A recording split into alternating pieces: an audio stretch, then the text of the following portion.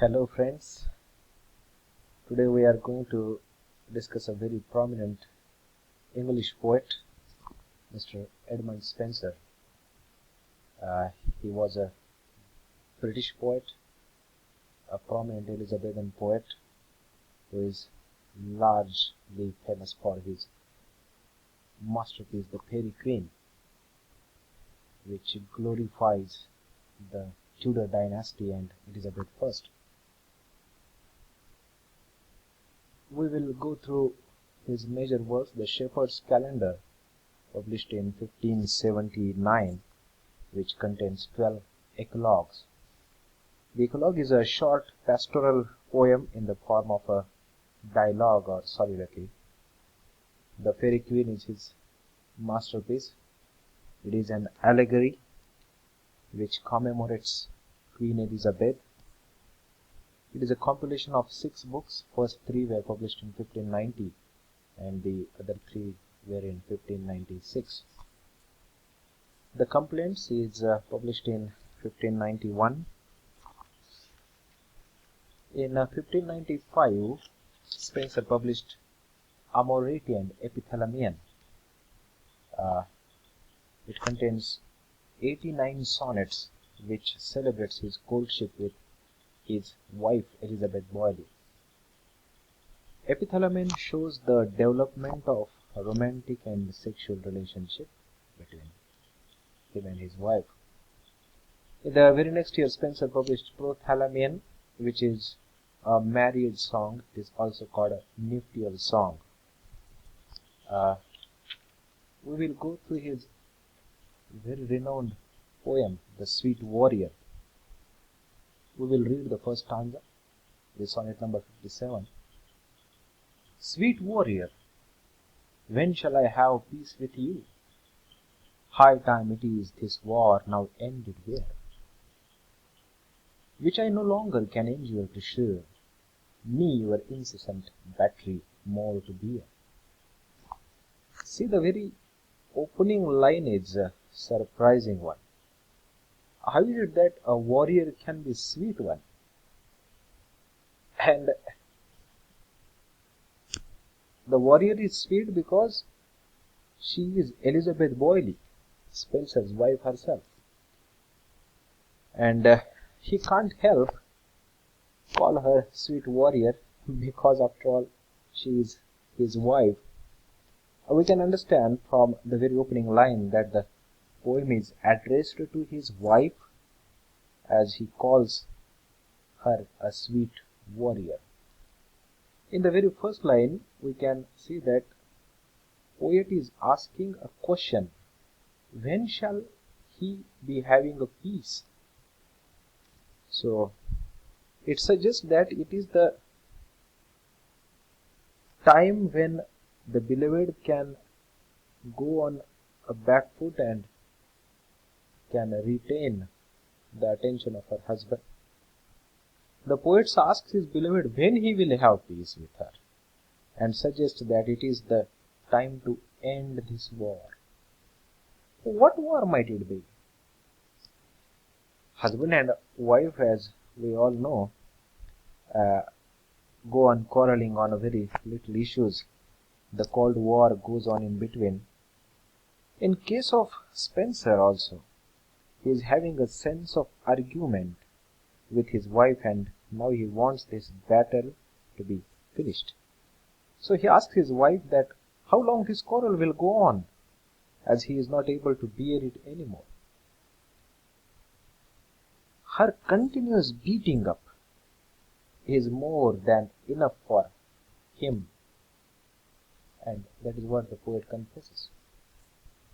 Moving on to the next stanza, we will read it as: so weak my powers, so sore my wounds appear, that wonder is how I should live a jot, seeing my heart through lanced everywhere, with 1,000 arrows which your eyes have shot.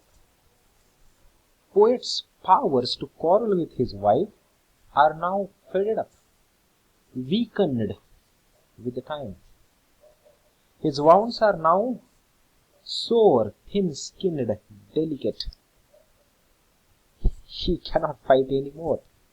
The poet can clearly see his heart being shot by 1,000 arrows of his beloved's eyes.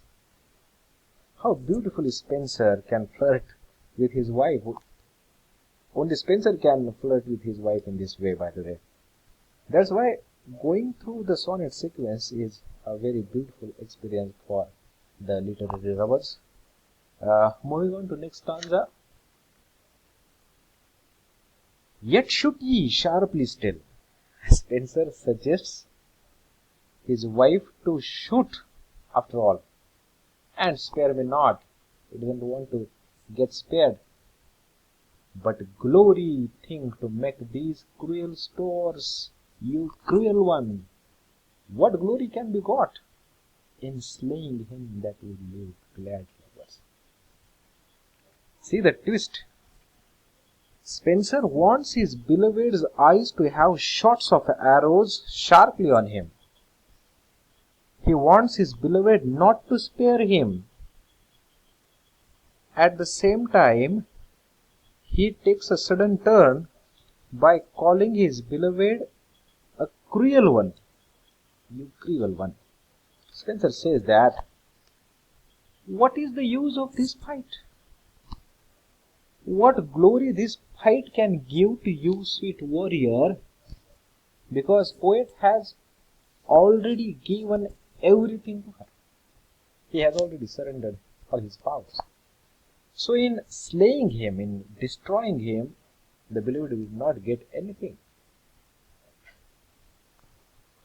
So Elizabeth Boyley is getting fluttered by Spenser's poetic genius, poetic talent.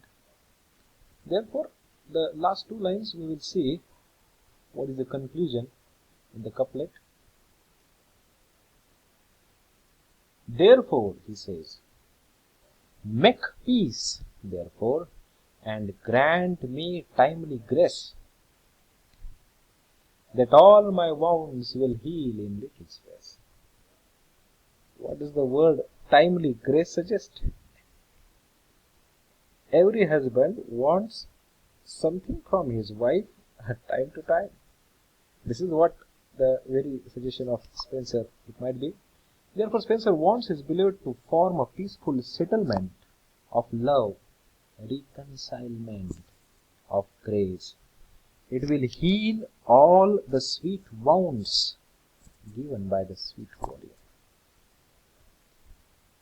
This is the poem. Going to the formatic aspects, we can see some formatic parameters on which the poem could be based. It is a sonnet, of course. It is a 14-line poem divided into 3 quatrains. Quatrain means a stanza of 4 lines and followed by a couplet. Then the meter of the poem is iambic pentameter, which is the most celebrated meter in the English language. Rhyme scheme is AB, AB, BC, BC, CD, CD, EE. He improvises Shakespearean sonnet by attaching 2 quatrains with rhymes. The tone is argumentative, and one more specialty, the vocabulary is archaic. So going through this poem is a beautiful experience. Thank you for watching my video. Thank you very much.